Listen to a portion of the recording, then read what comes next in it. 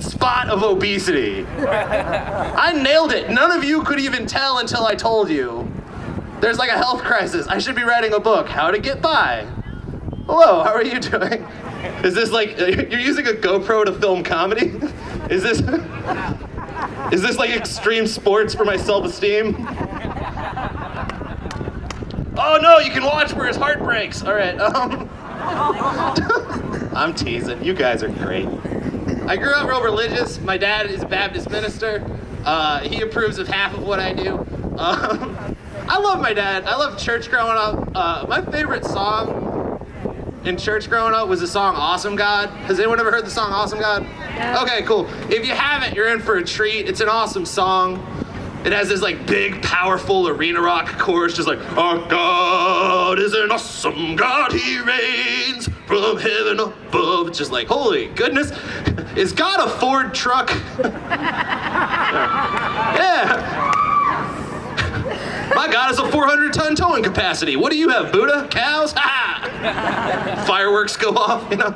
Gets to verse 2, it turns into like an Iron Maiden song all of a sudden. Just like, the Lord wasn't kidding when he kicked him out of Eden. It wasn't for no reason that he shed his blood. Shedding blood, can I mosh in church? You start moshing, you mosh in church! And then like a deacon comes over and is like, hey man, there's no moshing at the Baptist church. You take that fancy dancing over to the Pentecostals.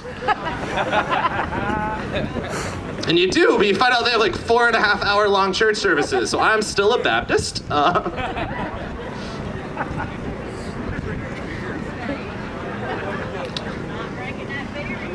No, I'm Northern Baptist. Northern Baptists are allowed to drink beer. It's way more fun.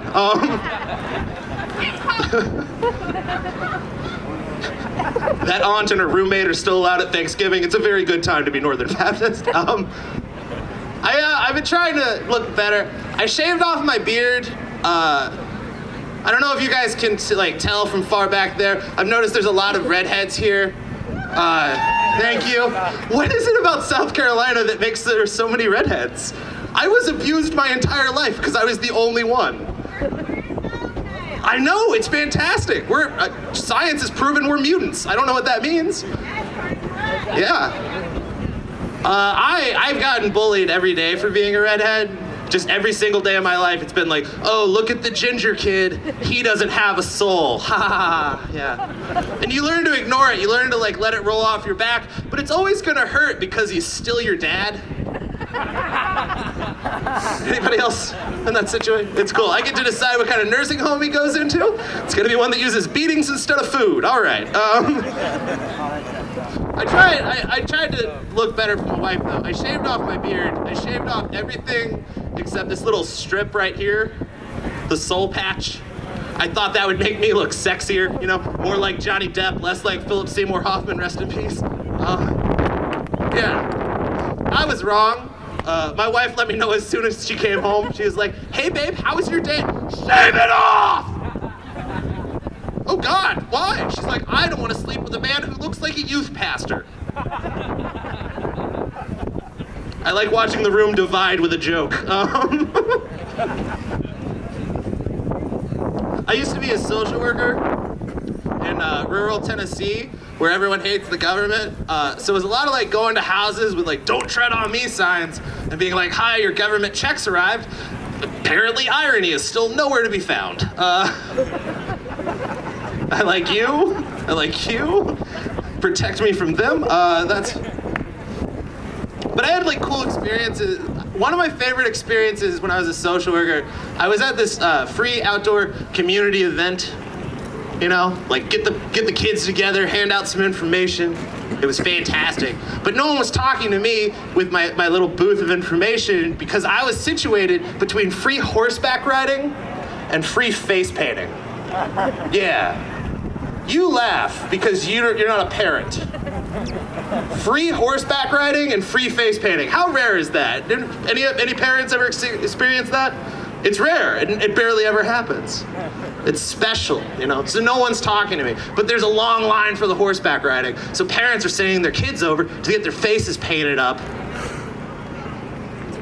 while they wait in line. And I got to watch a 5-year-old boy realize that he could never trust adults ever again. Yeah, it was great.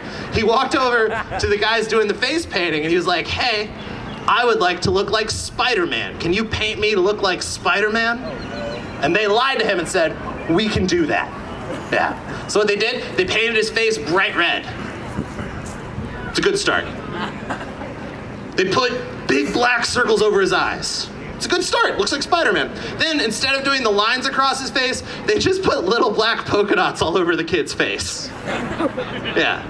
Then, to twist the knife into his innocence just a tiny bit deeper, they put a big black circle over his lips. At this point, the little boy looks nothing like Spider-Man. He looks like a strawberry in blackface, just like a real racist fruit salad.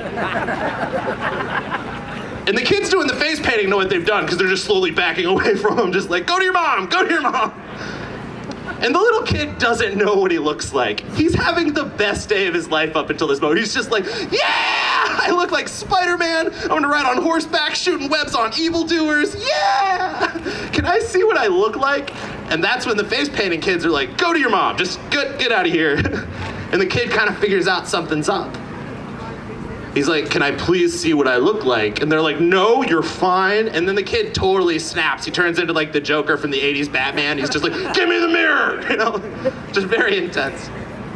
So they give him the mirror and the kid held it up to his face. And I'll never forget what he said. He just went, oh no. And that is when his mom came over and was like, honey, it's your turn to ride the horsies. And the kid just freaked out. He was just like, ah! He wanted to look at his mom and be like, how could you let them touch me? You're an adult, you're supposed to protect me. Oh, he wanted to look at the guys doing the face paint and be like, you're adults, you don't know what Spider-Man looks like. But the little kid didn't have the words to say that. So what the little boy said instead is, the horse can't see me like this. And he ran and hid under a van for 6.5 hours. Oh, Lord. Is that too mean of an ending to that joke, guys? Is it? He grew up to be an English major. It's a very happy story. It's just right. Huh? He's still in therapy? I would hope not.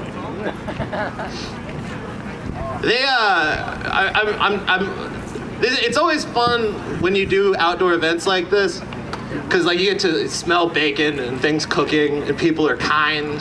Everyone's polite, but they're also like, be very careful with your language. And I respect that. I can do that. It's one of my gifts as a person, just not swearing, because I've been hit upside the head a lot. But when they're like, I'm like, what if someone heckles me? What if someone says something mean to me? How do I respond? And they're like, you'll have to figure it out. So what I do whenever someone deserves to be cussed at, but I'm not in a situation that I can do that, I just think of what my grandmother would do, and I just say, oh, bless your heart. I learned other people know that is grandma for SOB. When I went up north, and I was talking to a friend's new girlfriend, and she was a very unpleasant person to talk to, I would say in the kindest way humanly possible. And after something I said to her, I just said, oh, well, bless your heart. And she stood up and said, I know exactly what that means, and stormed out, and now neither of my friends talk to me anymore. So, it's a little sad. How far back are the children? Far enough away. Okay, good. I have a slightly off-color joke, but I'm telling a TV-friendly version of it. So, if you have a child under the age of 5, just do that. I checked my grandmother into a retirement home. She's having a great time. It's like spring break for little old ladies. They're driving after 7. She's partying, But when I checked her in, an orderly pulled me aside and was like, hey man, I don't mean to be weird or anything, but if you talk to your grandmother about safe sex. Wait a minute. And I said to him, you don't know what I'm not trying to be weird means. You screwed that up immediately. What do I need to know? And he told me apparently I have to have a conversation with her, like many of you will have to have with your 16-year-old sometime. And I was like, that's horrible. Why would you tell me that? And he was like, I don't know, man. I'm just trying to be a blessing. And then he walked away. What kind of man is that? I know he's trying to improve my life, but I have a dad who could have also gotten that conversation. What about my face says like, hey youngster, let me tell you about the darkness that lies ahead. I don't know. I lost this side of the field, but this side. We're here. This is such an odd experience because like you instinctively want to stare at the back. But if you do, there's nothing. This feels like from my vantage point right here, I'm just like looking ahead and it's the opening shot of every inspirational football movie you've ever seen. I'm just like, this is the field I'm gonna kill on. And on the sides are all the people who don't believe in, well, this side is all the people who don't believe in. But this side, I'm thinking about having a kid with my wife. Hopefully, you know, it would be real bad if I was like, I'm thinking about having a kid, not with my wife, obviously, she's a terrible mother, but like, I'm thinking about having a kid, and like, I'm 30, and some of my friends are having a really hard time dealing with like, kids arriving on the scene, you know? They're just like, oh man, I don't want you to have a baby, man, I hate babies. I'm like, that's a very bold thing for a preschool teacher to say. Why do you hate babies, man? He's like, I hate babies because babies ruin parties. Babies cry. I'm just like, dude, I went to college with you. You've ruined many parties.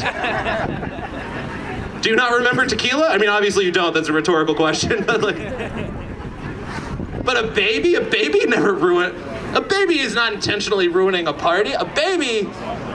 Are you kidding? 9 months ago, this little creature could breathe underwater. All of a sudden, there's a bright light, he gets hit, and he can't talk to anybody. Give him like 2 years to cry, all right? I cry if I lose a job. He just lost a warm swimming pool, and now he has to like deal with a diaper. Oh God, I feel bad for that baby. I don't know. I don't like all babies. I don't like fat babies. What's wrong with him? Sorry. I just don't think there's any excuse not to be fit when you're a baby, you know? Like when you come out, there's no excuse not to be fit with a baby. You've just been like in a swimming pool for 9 months. Do some water aerobics, you know? And don't say a baby can't do water aerobics because it has a soft liquid spine. My grandmother has a soft liquid spine. She does water aerobics every day. Dude. Step it up, baby. That was the weirdest set I've ever done. You guys have been absolutely delightful. Thank you so very much. Thank you so very much. Thank you. I feel like we've all been through gladiatorial combat together. You're all wonderful. All the Northern Baptists in the house, take a sip. Have a good night, and here's John Gibson.